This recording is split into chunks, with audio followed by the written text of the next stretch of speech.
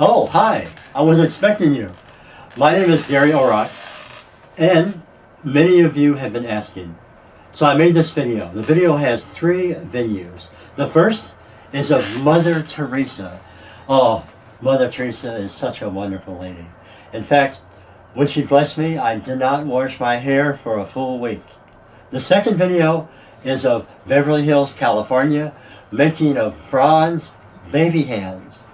And the third video is taken at White Memorial Medical Center, an inner city emergency room in downtown Los Angeles, California.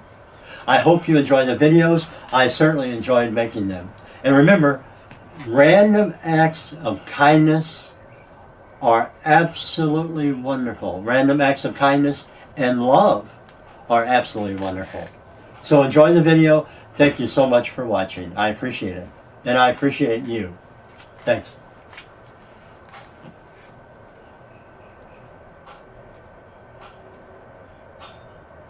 There's a place in your heart, and I know that it is love. And this place could be much brighter than tomorrow. And if you really try, you'll find there's no need to cry. There is joy, there is unity. And about her first visit to Charlotte? Wonderful people. Oh, you'll come back and visit? Well, please God, but now you must help us. Mother, how long will you continue your work? Oh, How long? unto the end.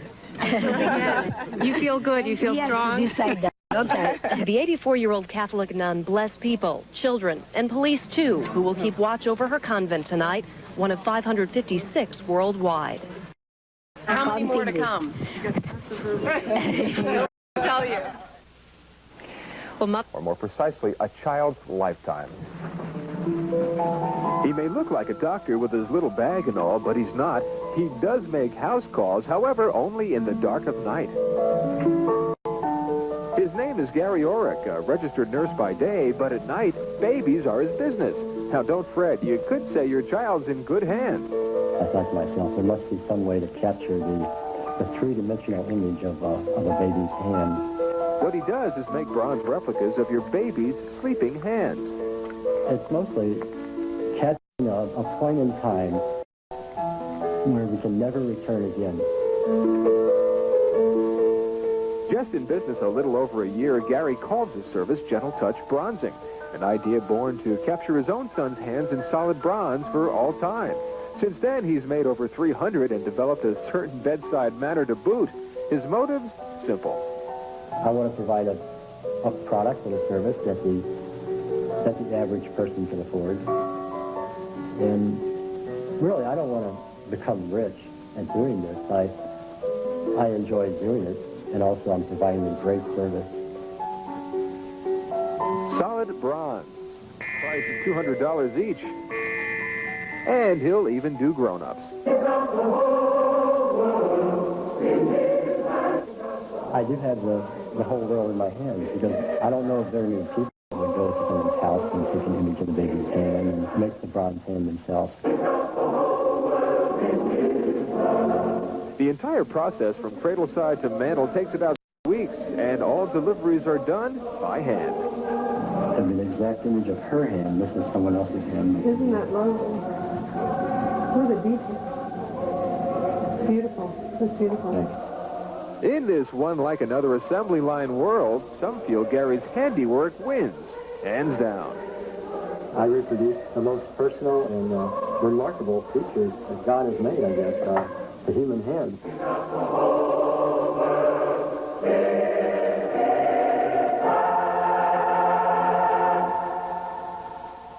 You just can't go wrong with kids, you know. Of course, bronze baby shoes have been around for years, but Gary is hoping his bronze hands will be around for a while, too. Did I say bronze baby hands? I meant shoes. Yeah, you know what I meant. Yeah, sure, George. Anyway, listen, if you have an unusual story and you can tell them better than I just did, drop me a line, okay? Let me know all about it. Send it to me, George Chicarone, care of the Fox Television Center, 5746 Sunset Boulevard, Los Angeles, California, 90028. And I'll never hear the end of it. Yeah, so, and George will be back with us in a couple of weeks. Unique bronzing technique that duplicates the exact image of a baby's hand.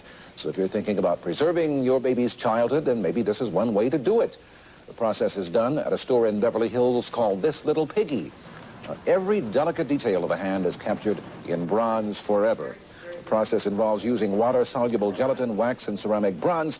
The inventor, Gary Orrock, says he's the only one in the world who does this. They're very individual. You know your palm print, it never changes through your entire life. And when this child is 35, 40 years old, he'll be able to hold his own hand. There's a place in your heart, and I know that it is love. And this place could be much brighter than tomorrow. And if you really try, you'll find there's no need to cry. In this place, you feel there's no hurt or sorrow. There are ways to get there.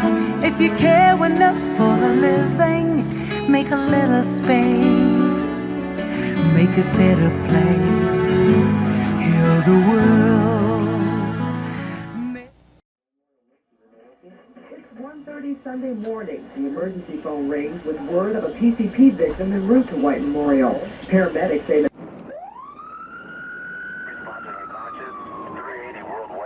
we know about ice, and we know about Fireball, and we know about all the new drugs. Smoking a Coke? The emergency rooms can be like a battleground, a battle zone, you know. More than 500 people died in LA City emergency rooms last year from cocaine overdoses. That's tops in the nation. A new Los Angeles County study shows that treating illegal drug users in the ER costs taxpayers $13.5 million a year. But the statistics don't tell the entire story. He has been notified. California's emergency rooms and trauma centers are jammed. The paramedics, they're overworked. And the people who use and abuse illegal drugs on the streets of LA City and LA County, well, they're only making it tougher on those who are trying to keep them alive.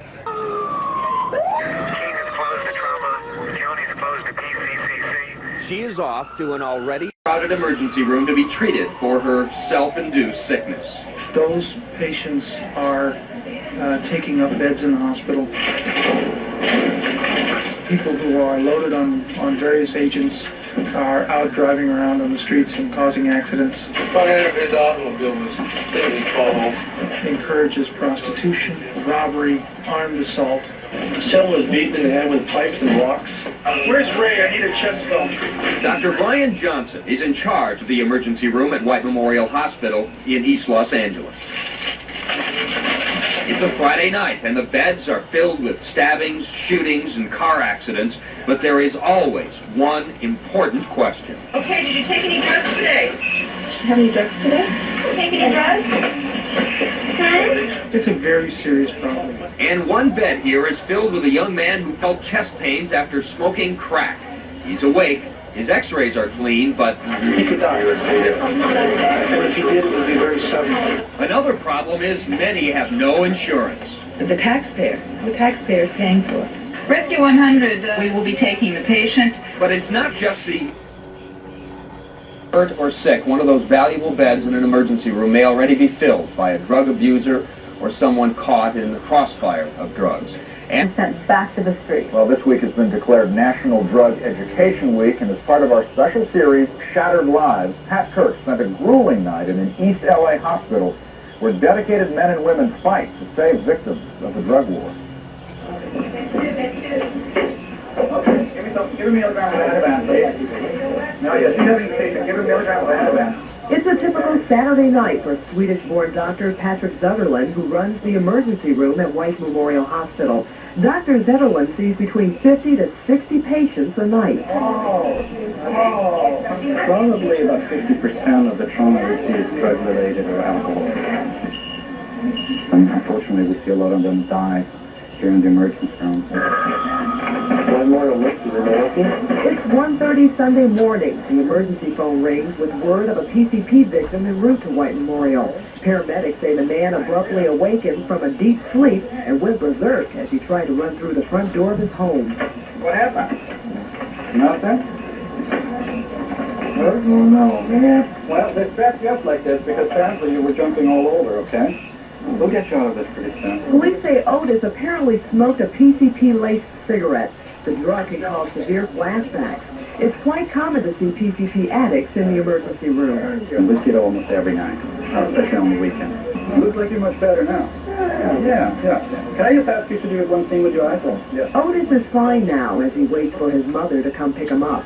But more than likely, his drug addiction will bring him back to White Memorial for treatment, even if he doesn't have medical insurance. It's a major problem that's closing a lot of trauma centers statewide. A lot of trauma centers find themselves taking care of a lot of underinsured or no insurance patients, which henceforth they don't get reimbursed for the costs that they incur from that.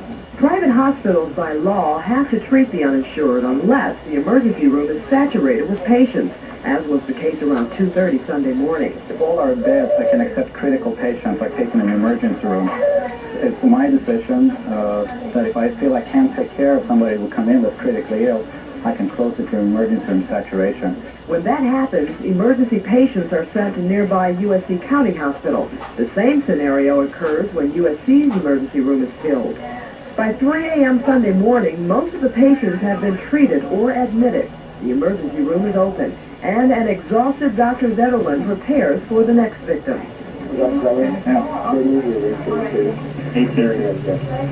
It's busy all over again in the emergency room of White Memorial, but then tomorrow, another day. Pat Kirk, Fox News. Never-ending battle, and tomorrow night our special series on Shattered Lives continues with a look at the littlest victims of drugs, the children who have no choice. In your heart, and I know that it is love, and this place could be much brighter than tomorrow. There's no hurt or sorrow. Really try. There are, you'll find ways to get there. If you care enough for the living, make a little space. Make for you and for me and the entire human race. There are people dying. If you care enough for the living, make a better place for you and for me.